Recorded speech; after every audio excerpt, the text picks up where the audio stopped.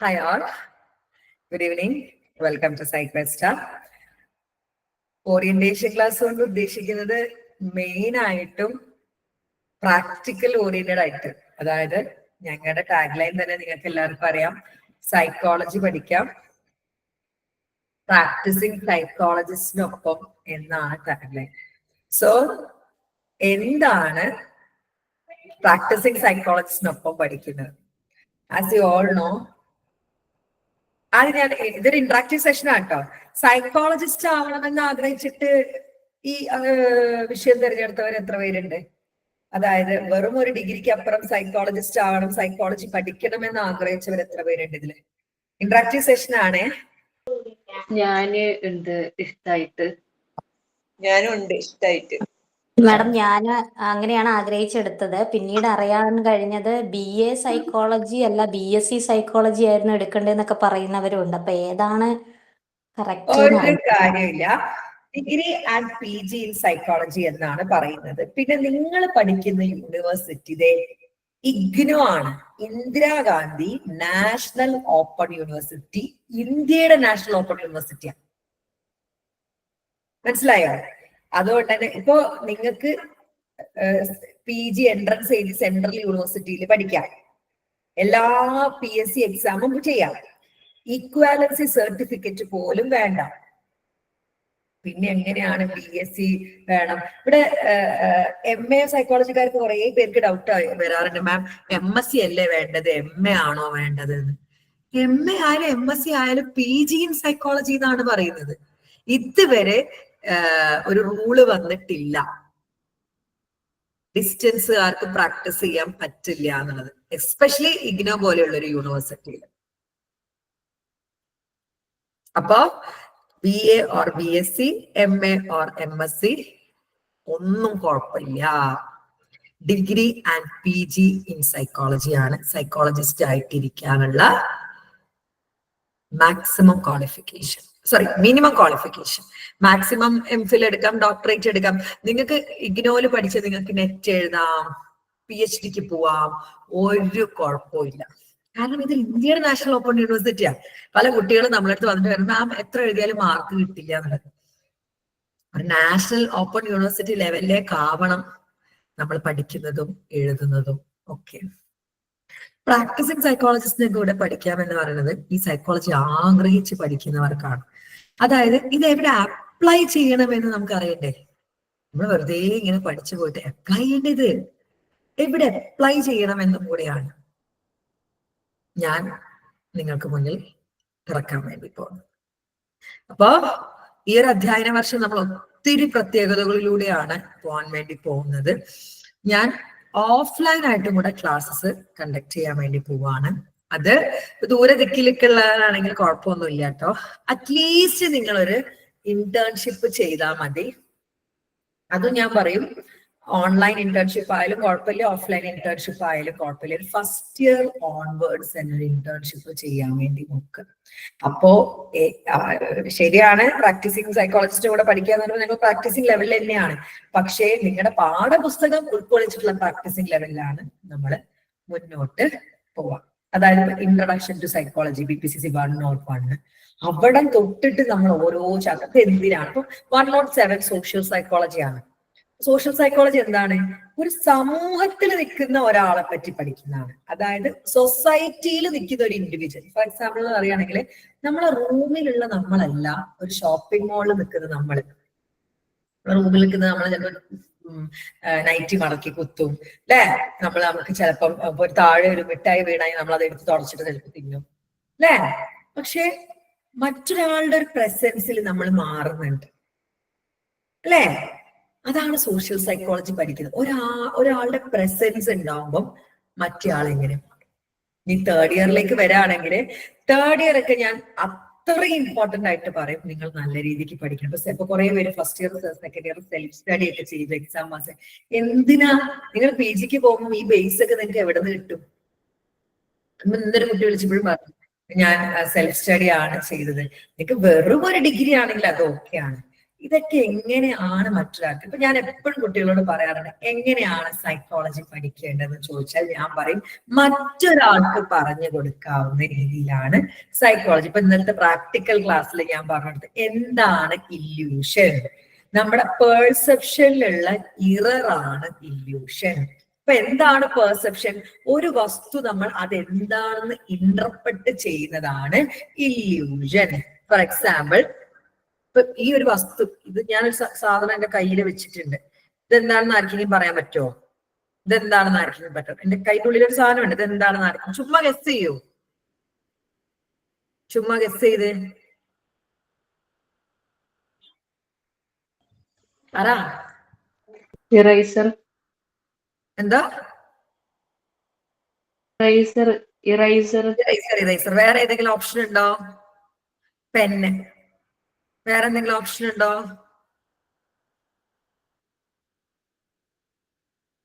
ഇത് സത്യം പറയുകയാണെങ്കിൽ ഒരു ഡയസാ. അതായത് എന്റെ ഇവിടെ എനിക്കൊരു പെൻ സ്റ്റാൻഡ് ഉണ്ട്. ആ പെൻ സ്റ്റാൻഡിൽ ഇട്ട് വെക്കുന്ന ഒരു ഡയസ് ആണിത്.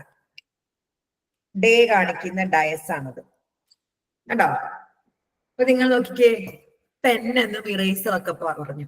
അപ്പൊ നിങ്ങൾ ഇന്റർപ്രറ്റ് ചെയ്തത്, ഒരാളെ സിൻസിയർ ഇന്റർപ്രറ്റ് ചെയ്തത് പെന്നായിട്ടല്ല, ഇറേസർ ആയിട്ടാ. സ്മരണ പെന്നായിട്ടാ. കണ്ടോ? Error in perception. നമ്മൾ എന്താണോ എന്ന് വിചാരിച്ചാൽ തെറ്റായി പോവാ. ഇറർ ഇൻ പെർസെപ്ഷൻ ആണ് ഇല്യൂഷൻ. ഒരു വസ്തു എന്താണെന്ന് ഇന്റർപ്രറ്റ് ചെയ്യുന്നത് പെർസെപ്ഷൻ, അതിൽ തെറ്റ് വരുന്നത് ഇല്യൂഷൻ. എന്താണ് കൗൺസിലിംഗ്? എന്താണ് സൈക്കോതെറാപ്പി? ഇപ്പോ ചില കൗൺസിലേഴ്സ് നിങ്ങൾ കേൾക്കാറുണ്ട്.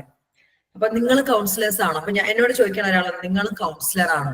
ഞാൻ പറഞ്ഞു, ഞാൻ കൗൺസിലിംഗ് ചെയ്യാറുണ്ട്, പക്ഷെ ഞാനൊരു കൗൺസിലർ അല്ല, ഞാനൊരു സൈക്കോളജിസ്റ്റ് ആണ്. ഞാൻ ചെയ്യുന്നത് സൈക്കോളജിക്കൽ കൗൺസിലിംഗ് ആണ്. എന്തത് രണ്ടും തമ്മിലുള്ള വ്യത്യാസം?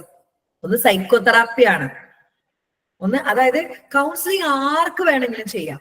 ഇപ്പൊ നമ്മുടെ വേണ്ടപ്പെട്ട ഒരു ഫ്രണ്ടിന് അയാളുടെ ഭർത്താവിനെ നഷ്ടപ്പെട്ട് വളരെ വിഷമത്തിൽ ഇരിക്കുകയാണ്. അപ്പൊ നമ്മൾ പോയിട്ട് അവളുടെ വിഷമം കേൾക്കുകയാണ്, അവരുടെ നല്ല നിമിഷത്തെ പറ്റി അവള് കേൾക്കുകയാണ്, അല്ല പറയാണ്. അപ്പൊ അതൊക്കെ നമ്മൾ കേട്ടിരിക്കുകയാണ്. ഇനി ഞാൻ എന്ത് ചെയ്തു പറയുമ്പോ, എടാ നിനക്ക് ജോലി ഇല്ലേ, അല്ലെങ്കിൽ ജോലി ഇല്ലാത്ത നമുക്കൊരു ജോലിക്ക് ശ്രമിച്ചു നോക്കാം, അല്ലെങ്കിൽ നിന്റെ പ്രായം ഇത്രയല്ലേ ആയിട്ടുള്ളൂ, നമുക്ക് നോക്കാം, നീ ഇപ്പോ ഇങ്ങനെ വിഷമിക്കുന്നതിൽ അപ്പുറത്തോട്ട് ആ അദ്ദേഹമായിട്ടുള്ള നല്ല മനസ്സ് ആലോചിക്കൂ.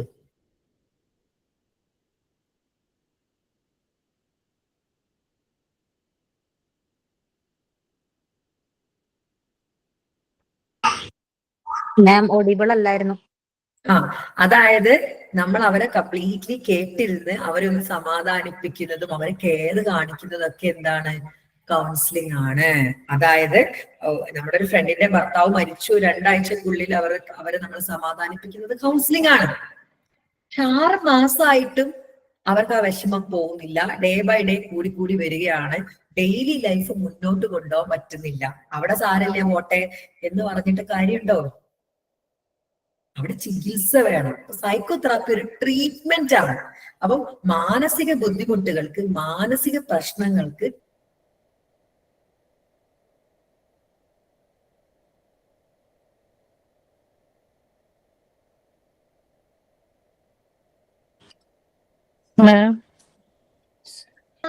റേഞ്ച് ഇഷ്യൂ ഉണ്ടോ?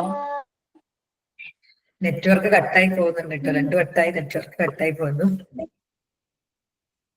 ഉണ്ട്. ഇവിടെ നെറ്റ്വർക്ക് കട്ടായി പോകുന്നു. സാധാരണ ഇപ്പൊ അത് വരാറില്ല. മേ ബി മഴയൊക്കെ അല്ലേ, അതുകൊണ്ടായിരിക്കാം.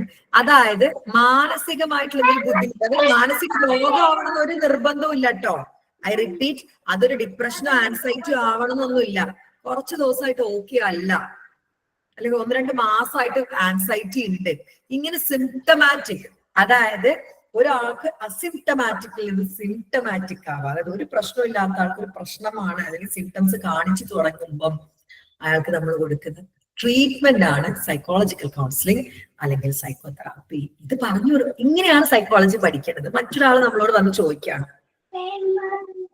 എന്താണ് ആൻസൈറ്റി, എന്താണ് ടെൻഷൻ? ടെൻഷൻ എന്ന് പറയുന്നത് എന്താണ്? ഒരു നോർമൽ ആയിട്ടുള്ള കാര്യമാണ്. അതായത് ഒരു സംഭവം നടക്കാൻ പോകുന്നതിന് മുന്നോടിയായിട്ട് നമുക്കുണ്ടാവുന്ന ഒരു എന്താണ് ഒരു പേടി, അതിനെയാണ് ടെൻഷൻ. ഇപ്പൊ നാളെ എക്സാം ആണ് എന്ന് ഇന്ന് നമ്മൾ അറിയാണ്. അപ്പം അതനുസരിച്ച് അത് ആലോചിച്ചുള്ള പേടി, അതാണ് ടെൻഷൻ. അതെപ്പോ വരെ? നാളെ എക്സാം എഴുതി പുറത്തിറങ്ങിയാൽ തീർന്നു. എന്താണ് ആൻസൈറ്റി? ആ ഇറങ്ങിയിട്ടും അന്ന് രാത്രി പിറ്റേ ദിവസമൊക്കെ ഞാൻ എക്സാം എഴുതിയത് നല്ലോണമായിരുന്നു, ഞാൻ ക്വസ്റ്റ്യൻ നമ്പർ ഇട്ടിരുന്നു, ആ ആൻസർ എന്തായിരുന്നു, ഇതിങ്ങനെ ആലോചിച്ചുകൊണ്ടിരിക്കുന്നത് ആൻസൈറ്റിയാണ്. ഇത് രണ്ടും നോർമലാണ്. നമ്മൾ വിചാരിക്കും ആൻസൈറ്റി ഒക്കെ ആണ്. എപ്പോഴാണ് അത് ഡിസോർഡർ ആവുന്നത്? നമ്മുടെ ഡെയിലി ലൈഫിനെ അത് എഫക്ട് ചെയ്യാണ്. ഈ ആൻസൈറ്റി കാരണം നമുക്ക് ഒന്നും നടക്കുന്നില്ല. അതായത് പരീക്ഷയുടെ റിസൾട്ട് വരുന്നവരെ ഉറങ്ങാൻ പറ്റുന്നില്ല. ഇത് കാരണം തല പെരിക്കുകയാണ്, നെഞ്ചിടിക്കുകയാണ്, ആരോട് സംസാരിക്കാൻ പറ്റുന്നില്ല. അത് സിംറ്റമാറ്റിക് ആണ്. അതാണ് ഡിസോർഡർ. അല്ലാണ്ട് ഒരു വസ്തുവിനെ കുറിച്ച് അല്ലെങ്കിൽ ഒരു ഇവന്റിനെ കുറിച്ചുള്ള ടെൻഷൻ, അത് കുറച്ച് ദിവസത്തിലുള്ള ചെറിയ ആൻസൈറ്റി, 2 ദിവസമൊക്കെയുള്ള ആൻസൈറ്റി, ഇതൊക്കെ നോർമലാണ്. നിത്യജീവിതത്തിൽ നമ്മൾ ഇത് ബാധിക്കുമ്പോഴാണ് അതെന്തായിട്ട് മാറുന്നത്? ഡിസോർഡർ ആയിട്ട് മാറും. ഇങ്ങനെ വേണം നമ്മൾ സൈക്കോളജി പഠിക്കാൻ. അതായത് എക്സാം എഴുതാൻ നമ്മൾ പഠിക്കണം. തീർച്ചയായും എക്സാം എഴുതാൻ നമ്മൾ പഠിക്കണം. അത് നമ്മൾ എക്സാമിന് ഒരു മാസമൊക്കെ മുന്നേ ഇരുന്നിട്ട് കൃത്യമായിട്ട് എക്സാം ഓറിയന്റഡ് ആയിട്ട് തന്നെ പഠിക്കണം. അല്ലാതെ സൈക്കോളജി നമ്മൾ എന്ത് ചെയ്യണം? ഡീറ്റെയിൽ ആയിട്ട് വളരെ ഓറിയന്റഡ് ആയിട്ട് തന്നെ പഠിക്കണം. എങ്ങനെ? ഒരു കാര്യം മറ്റൊരാൾക്ക് പറഞ്ഞു കൊടുക്കുന്ന രീതിയിൽ. ഫസ്റ്റ് ഇയർ മുതലേ നമ്മൾ, കാരണം ഇൻട്രൊഡക്ഷൻ ടു സൈക്കോളജിയും ബയോ സൈക്കോളജിയും ഒന്നും പഠിക്കാതെ PG-യിലേക്ക് നിങ്ങൾ പോയിട്ട് യാതൊരു കാര്യമില്ല. പല കുട്ടികളും പറഞ്ഞാൽ സെൽഫ് സ്റ്റഡിയാണ്. സെൽഫ് സ്റ്റഡി കൊണ്ട് നിങ്ങൾക്ക് പഠിക്കാൻ പറ്റുന്ന ഒരു വിഷയമായിട്ട് എനിക്ക് സൈക്കോളജിന് തോന്നുന്നില്ല. സംഭവമൊക്കെ ശരിയാണ്. എന്റെ 1-2 വീഡിയോസ് ഒക്കെ കണ്ടുകഴിഞ്ഞാൽ ചിലപ്പോൾ പാസ്സാവാനുള്ള എലമെന്റ്സ് ഒക്കെ നിങ്ങൾക്ക് കിട്ടി, തട്ടിമുട്ടി പാസ്സാവാനുള്ള എലമെന്റ്സ്. അതുകൊണ്ട് എന്ത് കാര്യം നിങ്ങൾക്ക് ഉള്ളത്? ചുമ്മാ ഒരു ഡിഗ്രി ആണെങ്കിൽ ഇറ്റ്സ് ഫൈൻ. മാം, ഞാൻ 2 വർഷം പഠിച്ചതാ ഇഗ്നോ. പക്ഷെ എനിക്ക് ഒരു ഇതും കിട്ടിയിട്ടില്ല. പക്ഷെ അൽഹംദുലില്ലാ ഇപ്പൊ മാമിന്റെ 1-2 ക്ലാസ് കഴിഞ്ഞപ്പോ ഞാൻ അങ്ങനെ വിചാരിച്ചു, എല്ലാം ലേറ്റ്. അതിന്റെ ഇടയ്ക്ക് ഒന്ന് ബ്രേക്ക് എടുത്ത്, ലേറ്റ് ആയത് നന്നായി കംപ്ലീറ്റ് ചെയ്യാൻ. കാരണം എനിക്കിപ്പോ മാമിന്റെ ക്ലാസ്സിൽ പങ്കെടുക്കാനും ഇതിനൊക്കെ പറ്റിയല്ലോ. അന്ന് അത് അങ്ങനെ പഠിച്ചു പോയിക്കണമെന്നുണ്ടെങ്കിൽ എനിക്ക് ഒരിക്കലും ഈ പഠനം കൊണ്ട് ഒരു ഉപകാരം ഉണ്ടാവില്ലായിരുന്നു. അത് പറയാതിരിക്കാൻ വയ്യ, അതുകൊണ്ട് പറഞ്ഞതാ. നല്ല ഒരു സപ്പോർട്ടിങ് കിട്ടിയ ഭയങ്കര ഒരു പവറായി. ഞങ്ങളെല്ലാരും ഇപ്പൊ നിങ്ങൾക്ക് ഇപ്പം ഈ വർഷം മുതൽ വരുന്ന മാറ്റങ്ങൾ എന്ന് വെച്ചാൽ ഒത്തിരി മാറ്റങ്ങളുണ്ട്. ഞങ്ങൾ നിങ്ങളെ പഠിപ്പിക്കുന്ന എല്ലാരും പ്രാക്ടീസിങ് സൈക്കോളജിസ്റ്റ് ആണ്. അതായത് ഹൈലി ക്വാളിഫൈഡ് ആയിട്ടുള്ള ആളുകളാണ് ഇവിടെ ഉള്ളത്. എല്ലാവരും ഇപ്പം ഒരാളും കൂടി ഉണ്ട് കേട്ടോ. ഇത് ഞങ്ങൾ 6 പേരാണ്, ഇപ്പം അത് 7 പേരാണ്. പുതിയതായിട്ട് നമുക്കൊരു കൺസൾട്ടന്റ് സൈക്കോളജിസ്റ്റ് വന്നു, ലക്ഷ്മി. ബിക്കോസ് ആൻഡ്രോഷ്നി ഇപ്പൊ MSc സൈക്കോളജി ചെയ്തുകൊണ്ടിരിക്കുകയാണ്. ആളിപ്പോ കോളേജിൽ പോകുന്നതിനെ കൊണ്ട് ഈവനിങ് ആണ് ആളുണ്ടാവുക. അപ്പൊ ആളുടെ പോസ്റ്റിലേക്ക് നമുക്ക് ലക്ഷ്മി വന്നു. അപ്പോ മെന്റർഷിപ്പും കാര്യങ്ങളൊക്കെ ആയിട്ട് ലക്ഷ്മി ഉണ്ട്. ഈവൻ നമ്മുടെ ക്ലിനിക് ഇൻചാർജ് പോലും MA മലയാളം കഴിഞ്ഞ ക്വാളിഫൈഡ് ആയിട്ടുള്ള ഒരാളാണ്. അപ്പം അത്രയും നമ്മള് യാതൊരു കോംപ്രമൈസും ചെയ്യാതെയാണ് നമ്മുടെ ക്ലാസ്സുകൾ മുന്നോട്ട് പോകുന്നത്.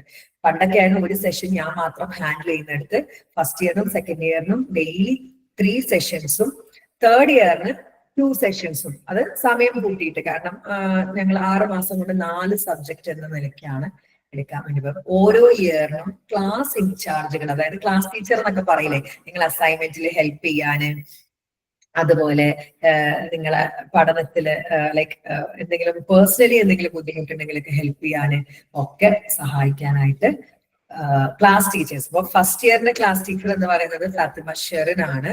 സെക്കൻഡ് ഇയറിന്റെ ക്ലാസ് ടീച്ചർ ആഷ്മി ആന്റോ ആണ്. തേർഡ് ഇയറിന്റെ ക്ലാസ് ടീച്ചർ മൈത്രേയ ആണ്.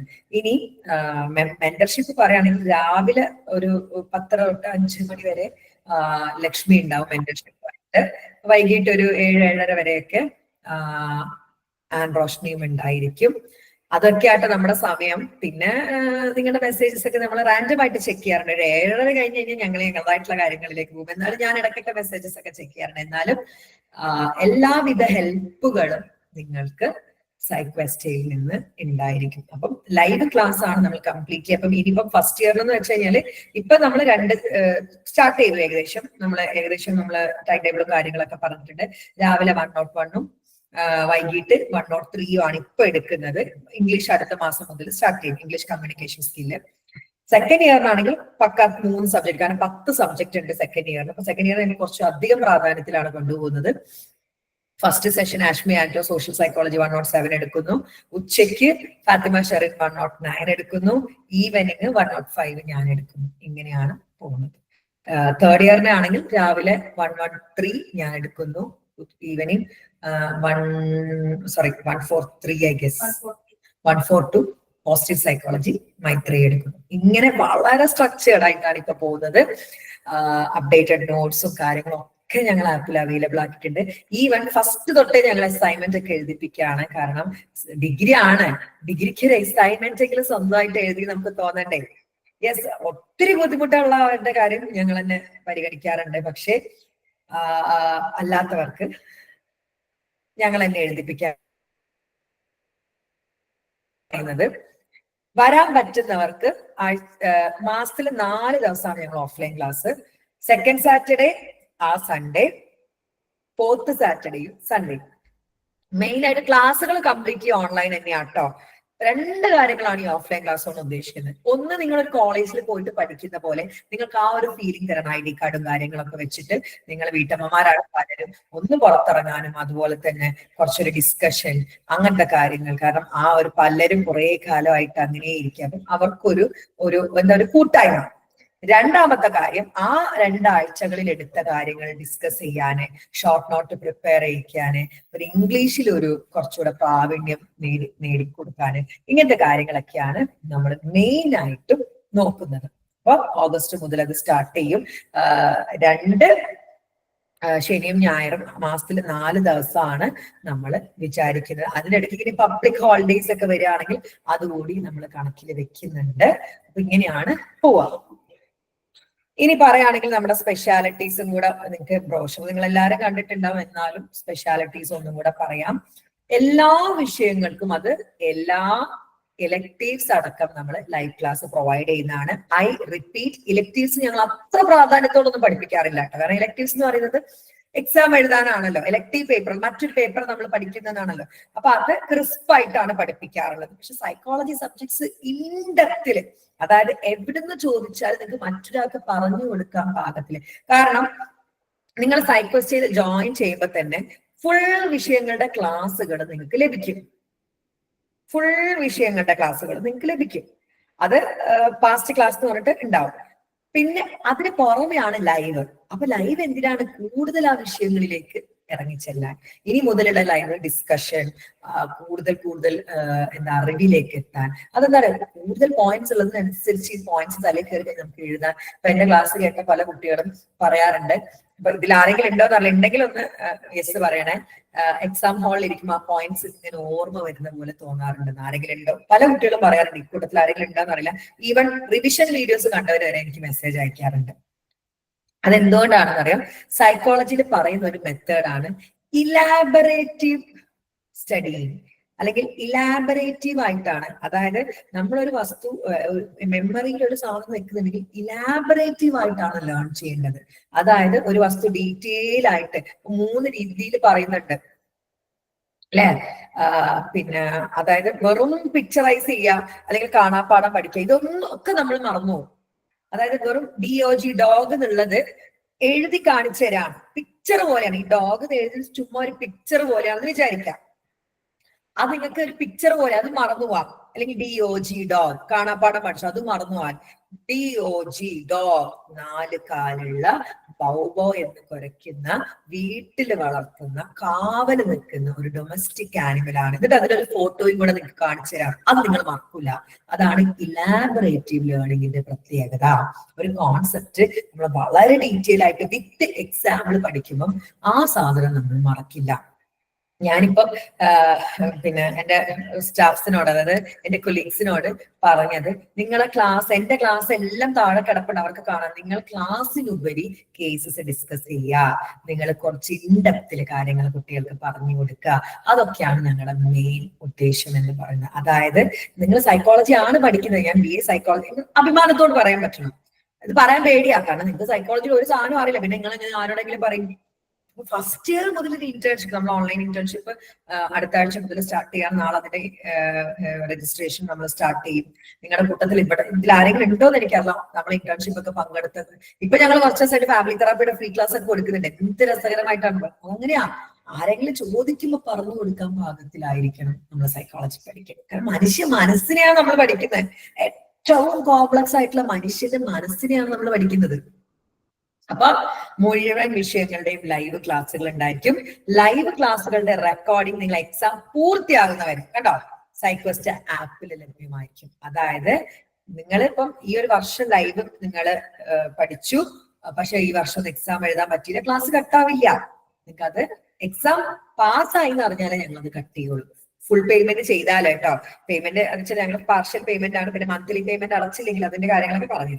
പിന്നെ പൂർണ്ണമായിട്ടുള്ള സ്റ്റഡി മെറ്റീരിയൽസ്. എന്താണ് ഈ പൂർണ്ണമായിട്ടുള്ള സ്റ്റഡി മെറ്റീരിയൽസ് പറഞ്ഞാൽ ഞങ്ങൾ ആപ്പിൽ തന്നെ നിങ്ങൾക്ക് തുറന്നു കഴിഞ്ഞാൽ കാണാൻ വേണ്ടി പറ്റും. ഞാൻ വേണമെങ്കിൽ ആപ്പിന്റെ ജസ്റ്റ് ഒന്ന് നിങ്ങൾക്ക് കാണിച്ചു തരാം.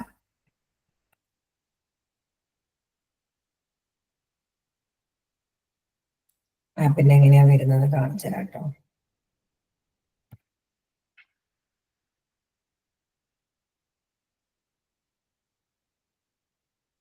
ഇത് അഡ്മിൻ പോർട്ടലാണ്. നിങ്ങളുടെ ഫോണിൽ നോക്കുന്ന പോലെ ഞാൻ അഡ്മിൻ പോർട്ടലാണ് കേട്ടോ എടുക്കുന്നത്.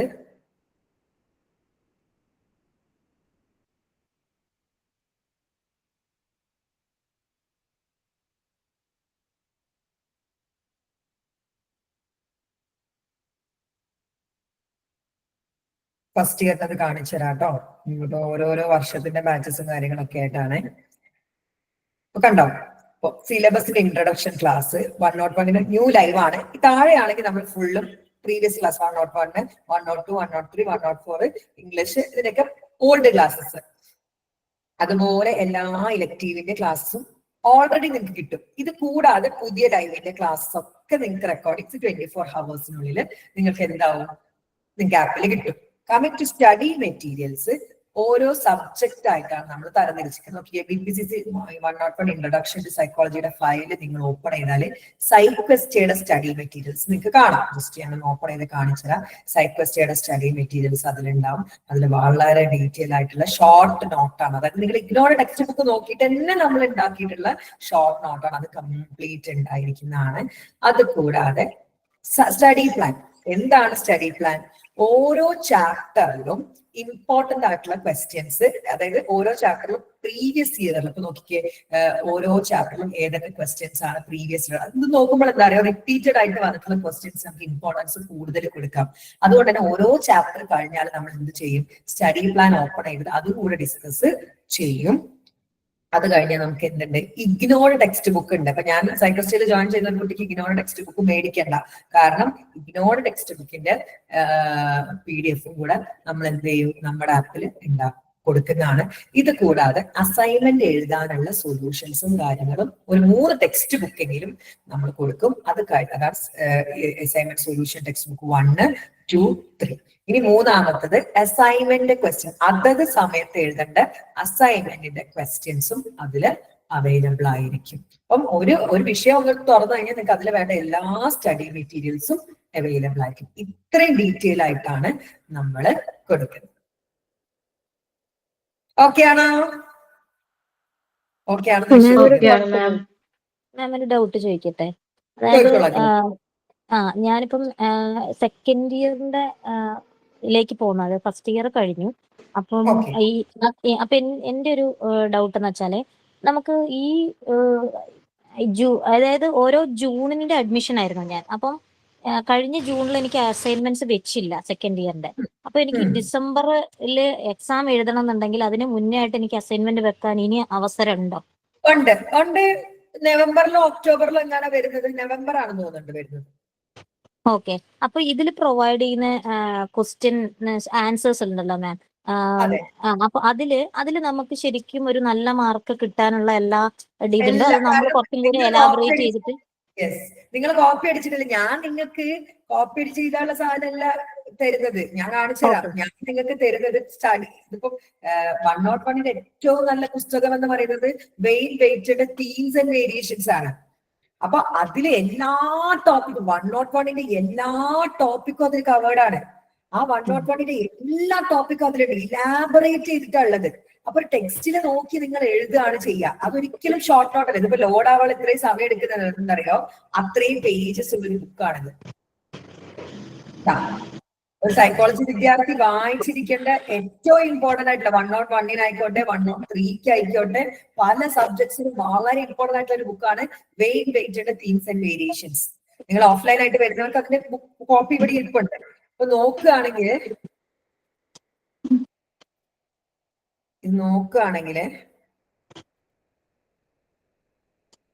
അതിന്റെ പോയി ഒരു സെക്കൻഡ്, ഞാനിതിന്റെ ചാപ്റ്റേഴ്സ് കാണിക്കാൻ വേണ്ടി പോകും. നോക്കിക്കേ, first chapter evolution of psychology നിങ്ങളുടെ ഫസ്റ്റ് ചാപ്റ്റർ ആണത്. സെക്കൻഡ് ചാപ്റ്റർ റിസർച്ച്, അത് പിന്നെ 105-ൻ്റെതാണ് കേട്ടോ.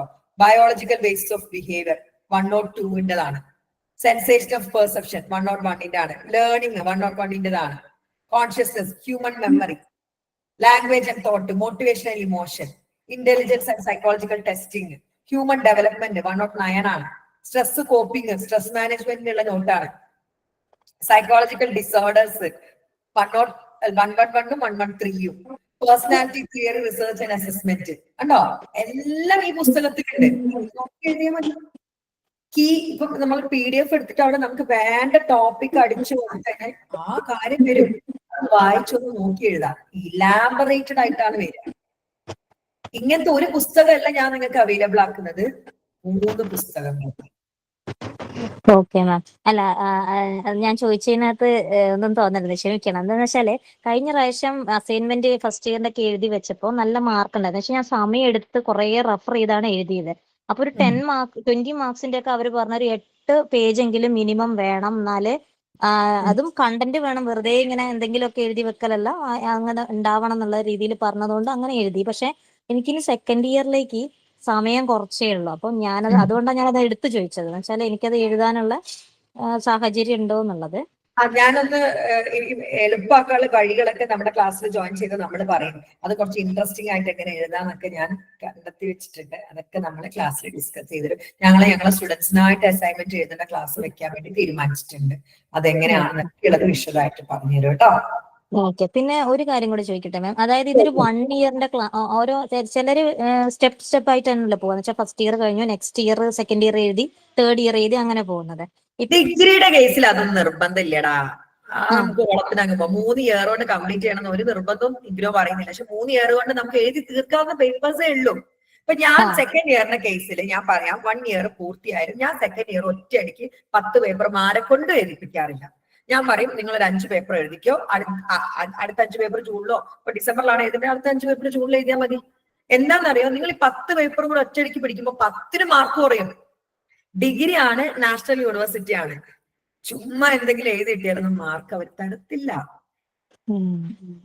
അപ്പൊ ആ ഒരു പാറ്റേൺ ഇപ്പോൾ ഞാൻ ഈവൻ തേർഡ് ഇയർ ഞാൻ പറയും 7 സബ്ജക്റ്റുകൾ ഞാൻ പറയും പൊന്നു മക്കളെ, കാരണം ആ എൻവയോൺമെന്റ് എന്നുള്ള പേപ്പർ 3 വർഷമായിട്ടൊക്കെ തോറ്റു പോയവരുണ്ട്. നിങ്ങൾക്ക് ചോദിക്കാം, 3 വർഷമായിട്ട് എൻവയോൺമെന്റ് പേപ്പർ തോറ്റു പോയവരുണ്ട്.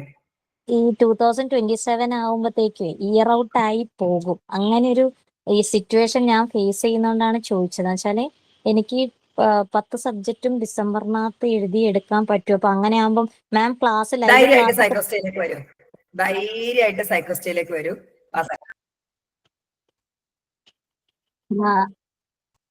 ഓക്കെ. 2026 ആകുമ്പോൾ തന്നെ കാര്യങ്ങളൊക്കെ തീരുമാനമാക്കി തരാം കേട്ടോ. Thank you. ഓക്കെ.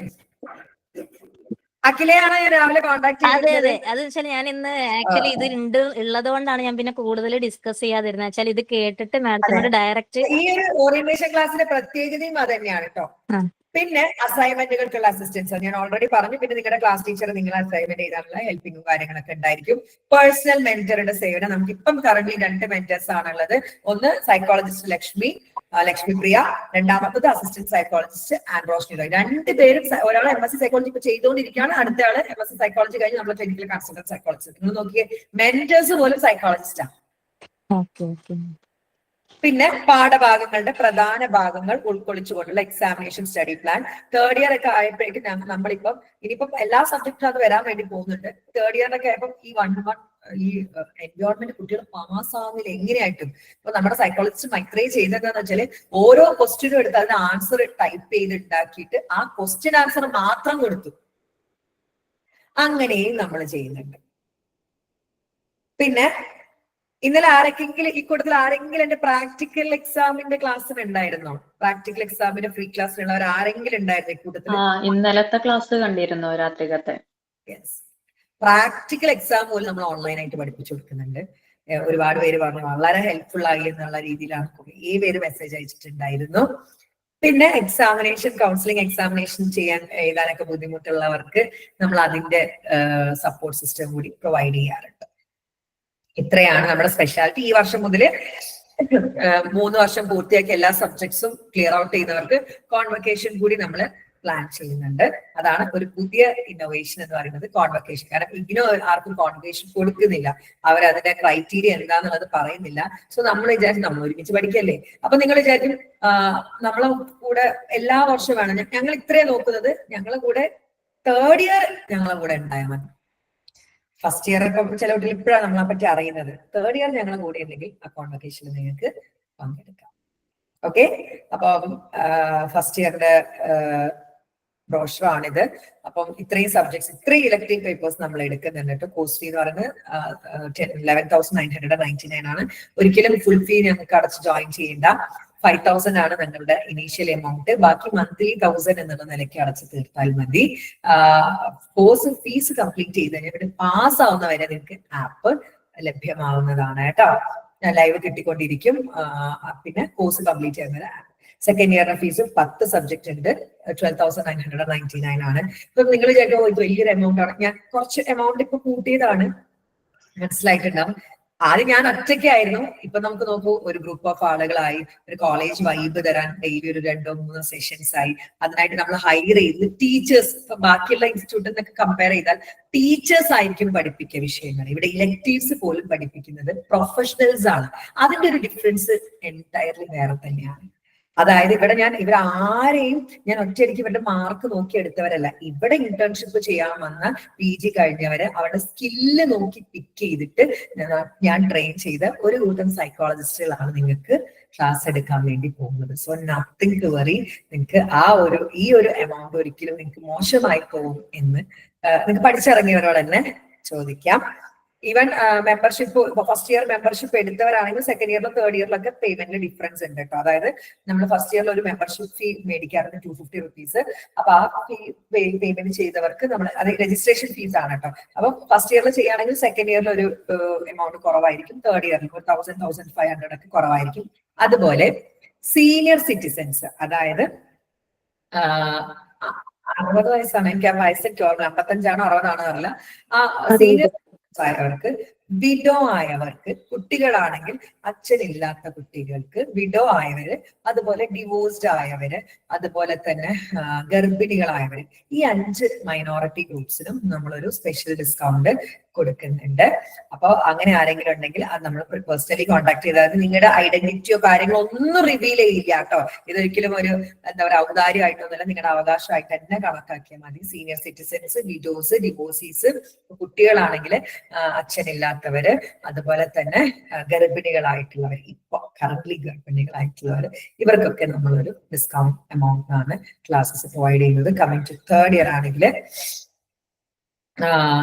7 സബ്ജക്റ്റിന് കൂടി 11,999 ആണ്. അപ്പൊ 5,000 അടച്ച് നിങ്ങൾക്ക് ജോയിൻ ചെയ്യാം. ക്ലാസ് ഒക്കെ മൺഡേ സ്റ്റാർട്ട് ചെയ്യുന്നതാണ്. ഒരു ദിവസം ലൈവ് മിസ്സായി എന്ന് വെച്ചിട്ട് കുഴപ്പമൊന്നുമില്ല. 24 അവേഴ്സിനുള്ളിൽ, നെറ്റ്വർക്കിന് ഒരു ബുദ്ധിമുട്ടും ഇല്ലെങ്കിൽ 24 അവേഴ്സിനുള്ളിൽ നിങ്ങൾക്ക് വീഡിയോസ് ലഭിക്കുന്നത്.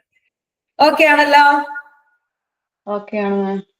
അപ്പോ സൈക്കോസ്റ്റേനെ ഒന്ന് പരിചയപ്പെടുത്താം. എന്താണ് പ്രാക്ടിക്കൽ സൈക്കോളജിസ്റ്റ് പഠിപ്പിക്കുമ്പോൾ ഉള്ള ബാക്കി ഇതിന്റെ ഡിഫറൻസ് എന്താന്ന് പറയാൻ മനസ്സിലാവുക. റെഗുലറിന് പോകുന്ന കുട്ടികളും അതുപോലെ ഇഗ്നോ പഠിക്കുന്ന എന്റെ സ്റ്റുഡൻസ് ഒക്കെ എനിക്ക് ഇന്റേൺഷിപ്പിന് വരും, ഓഫ്ലൈൻ ഇന്റേൺഷിപ്പിന്. അപ്പൊ റെഗുലറിന് പോയ കുട്ടികൾക്ക് അറിയുന്നതിനേക്കാളും കൂടുതൽ എന്റെ ഇഗ്നോ സ്റ്റുഡൻസിന് അറിയാം. അപ്പോ റെഗുലറായി ഇങ്ങനെ അന്തം വിട്ടിരിക്കും. അപ്പൊ ചുറ്റിട്ട് എന്താ മാം, ഞാൻ പറയാം അവരെ പഠിപ്പിക്കുന്ന ഒരു പ്രാക്ടീസിങ് സൈക്കോളജിസ്റ്റ് ആണ്, റെഗുലർ കോളേജിലൊക്കെ ടീച്ചേഴ്സ് ആണ്. ഞാനിവിടെ കുട്ടികളോട് എപ്പോഴും പറയും, നിങ്ങൾ സൈക്കോളജി പഠിപ്പിക്കാൻ പോകുമ്പോൾ നിങ്ങൾ പ്രാക്ടീസ് ചെയ്യണം. കൗൺസിലിംഗ് ചെയ്യാത്ത ആൾക്ക് എങ്ങനെ കൗൺസിലിങ്ങിനെ പറ്റി പഠിപ്പിക്കാൻ പറ്റുക? ഒരു കേസ് കാണാത്ത ആൾക്ക് എങ്ങനെ കേസ് പഠിപ്പിക്കാൻ പറ്റുക? അപ്പൊ നിങ്ങളൊന്ന് ആലോചിക്കേ, ഇതുവരെ ഒരു പ്രസവം കണ്ടിട്ടില്ലാത്ത ഒരാള് പ്രസവത്തിനെ പറ്റി ക്ലാസ് എടുക്കുമോ? ഗൈനക്കോളജിസ്റ്റ് ആയിട്ട് വർക്ക് ചെയ്ത അത്രയും എക്സ്പീരിയൻസ്ഡ് ആയിട്ടുള്ള ഒരാളാണ് ഗൈനക്കോളജി പഠിപ്പിക്കുക. അല്ലെങ്കിൽ ഒരു സർജനാണ് പഠിപ്പിക്കുക. സർജറിയിൽ അത്ര എക്സ്പീരിയൻസ് ഉള്ള ഒരാളാണ് പ്രൊഫഷനിലേക്ക് വരിക. അതുപോലെയാണ് നമ്മുടെ ഒരു പ്രൊഫഷണൽ കോഴ്സാണ്. അപ്പൊ ആ ഒരു പ്രൊഫഷണൽ ആയിട്ടുള്ള ആളാണ് നിങ്ങൾ അത് പഠിപ്പിക്കേണ്ടത്, അതിന്റെ എല്ലാ ഗുണങ്ങളും. അപ്പൊ നിങ്ങൾ ഈ ഒരു പോയിന്റ് ഓർത്ത് വെക്കുക. എങ്ങനെ സൈക്കോളജി പഠിക്കണം? മറ്റൊരാൾക്ക് പറഞ്ഞു കൊടുക്കാൻ പാകത്തില് പഠിക്കുക. അതിന് നിങ്ങൾ അത് ഓരോ ടോപ്പിക്കും, അതിപ്പോ ക്ലാസിക്കൽ കണ്ടീഷനിങ് മുതൽ ഡിപ്രഷൻ, ആൻസൈറ്റി എന്തുമായിക്കോട്ടെ, ഓരോ ടോപ്പിക്കും മറ്റുള്ളവർക്ക് ഇപ്പൊ ഡെവലപ്മെന്റ് വന്നോട്ടാണ്. ഒരു കുഞ്ഞിന്റെ ഡെവലപ്മെന്റ് കംപ്ലീറ്റ്ലി നമുക്ക് പഠിക്കാൻ പറ്റും. ആ കുഞ്ഞ് ഓരോ സമയത്ത് ഓരോന്ന് എന്തുകൊണ്ട് കാണിക്കുന്നു നമുക്ക് പഠിക്കാൻ വേണ്ടി പറ്റും. അപ്പോ അങ്ങനെ വേണം നമ്മൾ പഠിക്കാൻ. ഇപ്പൊ സ്കൂൾ സൈക്കോളജിസ്റ്റ് ആയിട്ട് വർക്ക് ചെയ്യാൻ ആഗ്രഹിക്കുന്ന ആ സബ്ജക്ട് ഞാൻ കംപ്ലീറ്റ്ലി എടുക്കുന്നത് എങ്ങനെയാ, സ്കൂൾ സംബന്ധമായിട്ടാണ്. എങ്ങനെ സ്കൂൾ സൈക്കോളജി കൊടുക്കാറാണ്. സ്കൂൾ സൈക്കോളജിസ്റ്റ് ഒരിക്കലും സ്കൂളിലെ കുട്ടികളെ മാനസിക രോഗത്തിന് ചികിത്സിക്കുന്നവരല്ല. ആ സ്കൂളിലെ കുട്ടിയുടെ പ്രൊഡക്ടിവിറ്റി കുറയുന്നതുണ്ടെങ്കിൽ അതിനെ പരിഹരിക്കാൻ കുട്ടിക്ക് എന്തോ പഠനത്തിൽ ബുദ്ധിമുട്ടുണ്ട്. ചിലപ്പോ അത് പഠന വൈകല്യം കൊണ്ടാവാം, ചിലപ്പോ അത് സ്ലോ ലേണർ ആയതിനെ കൊണ്ടാവാം, ചിലപ്പോ കുട്ടി MR ആവാം, ചിലപ്പോ കുട്ടിക്ക് ടീച്ചറുമായിട്ടുള്ള പ്രശ്നം കൊണ്ടാവാം.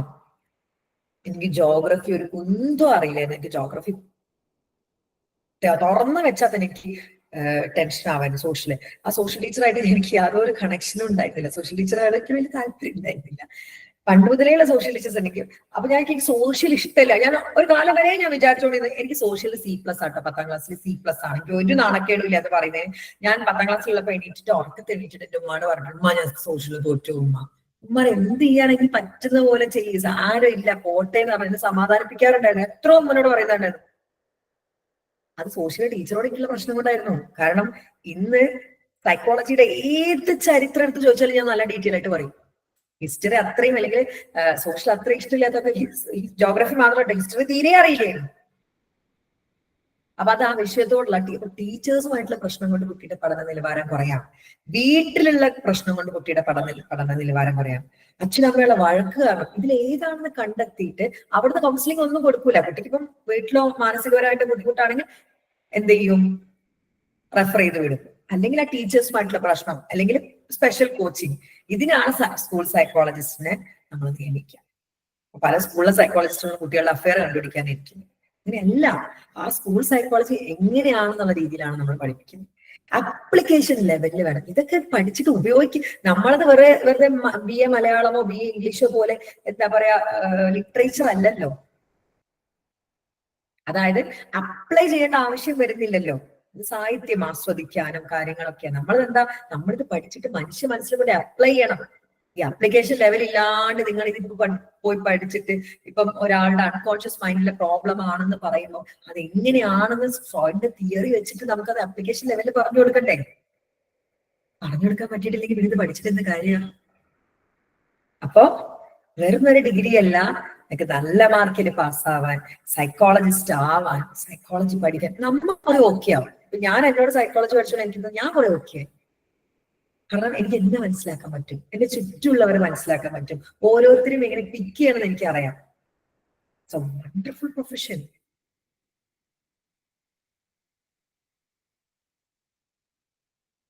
ഓക്കെ, അപ്പൊ ഇതൊക്കെയാണ് പ്രാക്ടീസിങ് സൈക്കോളജിസ്റ്റിനൊപ്പം സൈക്കോളജി പഠിക്കുന്ന കുറച്ച് ഗുണങ്ങൾ. ഓക്കെ ആണല്ലോ. അപ്പൊ നമ്മുടെ ഈ വർഷത്തെ ജേർണി ഈ മൺഡേ സ്റ്റാർട്ട് ചെയ്യാണ്. അഡ്മിഷൻസ് ഒക്കെ ഓപ്പൺ ആണ്. ജോയിൻ ചെയ്യാൻ താല്പര്യമുള്ളവര് എന്നെയോ അഭിനയനെയോ കോണ്ടാക്ട് ചെയ്താൽ മതി. ഞാൻ നമ്പേഴ്സ് ഇവിടെ കൊടുക്കുന്നുണ്ട്. എന്റെ പേഴ്സണൽ നമ്പർ ഇതാണ്. എന്റെ നമ്പർ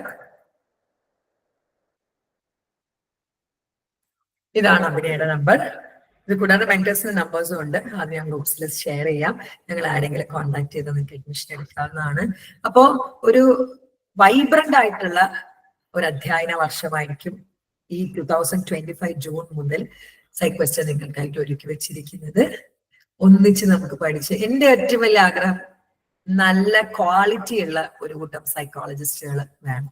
അപ്പൊ ഇന്ന് ഞാൻ നിങ്ങൾക്ക് ക്ലാസ് തുടങ്ങുന്നതിന് മുന്നേ തിരൂരങ്ങാടി എന്ന് പറഞ്ഞ സ്ഥലത്തു നിന്നാണ് ഞങ്ങൾക്ക് ക്ലയൻസ് വന്നിട്ടുണ്ടായിരുന്നു ഫാമിലി തെറാപ്പിക്ക്. നിങ്ങളൊന്ന് ആലോചിക്ക്, അത്രയും ട്രാവൽ ചെയ്ത് അവരിവിടെ വരുന്നെങ്കിൽ എന്താ, അവിടെ കുറച്ച് സൈക്കോളജിസ്റ്റിന്റെ കുറവുണ്ടായതിനെ കൊണ്ടാ, നല്ല കുറവുണ്ട്. എനിക്ക് 7 ജില്ലയിൽ നിന്ന് ഓഫ്ലൈൻ ആയിട്ട് ആളുകൾ ഇവിടെ വരാറുണ്ട്.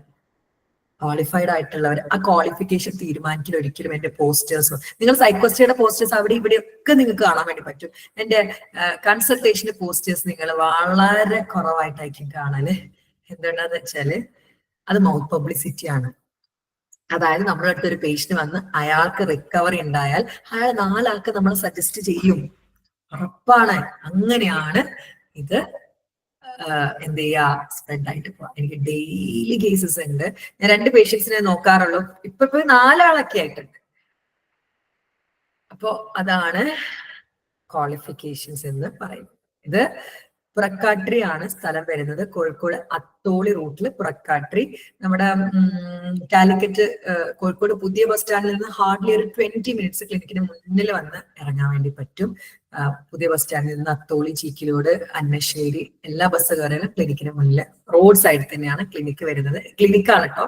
ക്ലിനിക്ക് എന്ന് വെച്ചാൽ മൾട്ടിപർപ്പസ് ആണ്, വെൽനെസ് ആൻഡ് ലേണിംഗ് സെന്റർ ആണ്.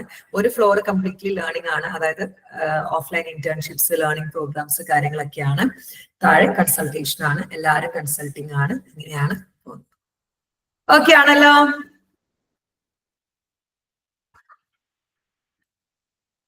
അപ്പോ ഇതാണ് സൈക്കോസ്റ്റേ എനിക്ക് നിങ്ങളുടെ മുന്നിൽ പരിചയപ്പെടുത്താനുള്ളത്. തിങ്കളാഴ്ച മുതൽ പുതിയ ജേർണി, നമ്മൾ ടൈം ടേബിൾ ഒക്കെ ഇട്ടു. ടൈം ടേബിൾ പ്രകാരമുള്ള ജേർണി കംപ്ലീറ്റ് സ്റ്റാർട്ട് ചെയ്യാൻ വേണ്ടി പോവാണ്. പുതിയൊരു വൈബ്രന്റ് ആയിട്ടുള്ള ഒരു വർഷം നമുക്ക് മുന്നിൽ ഓപ്പൺ ആവുകയാണ്. അപ്പോ സെഷനൊക്കെ ഓക്കെ അല്ലേ? കാര്യങ്ങളൊക്കെ വ്യക്തമായിട്ടുണ്ടെന്ന് വിചാരിക്കുന്നു. ഓക്കെ അല്ലേ? അപ്പൊ നമ്മൾ വെറും അക്കാഡമിക് ക്ലാസ്സസ് മാത്രമായിരിക്കില്ല, എക്സ്ട്രാ ഇൻഫോർമേറ്റീവ് ക്ലാസ്സസ് അങ്ങനത്തെ ഒക്കെ നമ്മൾ കൊടുക്കാറുണ്ട്. അത് നമ്മൾ കണ്ടിന്യൂ ചെയ്ത് പോകും. അപ്പോ ഇതൊക്കെയാണ് എനിക്ക് നിങ്ങളോട് പങ്കുവയ്ക്കാനുള്ളത്. Hope the class was productive and informative. അടുത്തൊരു സെഷനുമായി നമ്മൾ വീണ്ടും കാണും. മൺഡേ ഓർ ട്യൂസ്ഡേ ഫാമിലി തെറാപ്പിയുടെ ഒരു ഫ്രീ സെഷനും കൂടി ഉണ്ടാവും, അതാണ് ലാസ്റ്റ് ഫ്രീ സെഷൻ. അപ്പോ അടുത്ത ഓൺലൈൻ ഇന്റേൺഷിപ്പ് സ്റ്റാർട്ട് ചെയ്യാണ് കേട്ടോ. സൈക്കോളജി പ്രാക്ടീസിംഗ് ആയിട്ട് എന്താണ് ഫസ്റ്റ് ഇയറിലെ അറിഞ്ഞിരിക്കുന്നത് നല്ലതാണ്. ഒരു പേഷ്യന്റ് വന്നാൽ എങ്ങനെയാ ഡീൽ ചെയ്യല്, അവർക്ക് എങ്ങനെയാ തെറാപ്പി കൊടുക്കുക, എന്തൊക്കെ തരം രോഗങ്ങളുണ്ട്, ഓരോ രോഗത്തിനെയും എങ്ങനെ ടെസ്റ്റ് ചെയ്യാം, ആൻസൈറ്റി എങ്ങനെ ടെസ്റ്റ് ചെയ്യാം, ഡിപ്രഷൻ എങ്ങനെ ടെസ്റ്റ് ചെയ്യാം, ADHD എങ്ങനെ ടെസ്റ്റ് ചെയ്യാം, ഇതൊക്കെ നമ്മൾ ഓൺലൈൻ ഇന്റേൺഷിപ്പിലും ഓഫ്ലൈൻ ഇന്റേൺഷിപ്പിലൊക്കെ പഠിപ്പിക്കും. അപ്പൊ അതിന്റെ അഡ്മിഷൻ നാളെയാണ് സ്റ്റാർട്ട് ചെയ്യുന്നത്. താല്പര്യമുള്ളവർക്കൊക്കെ കോൺടാക്ട് ചെയ്യാം. അപ്പൊ hope the session was productive and informative. അടുത്തൊരു സെഷനുമായി നമ്മൾ വീണ്ടും കാണുന്നവരെ it's me Afa Abdullafi signing off. Bye bye, take care. Thank you ma'am. Thank U.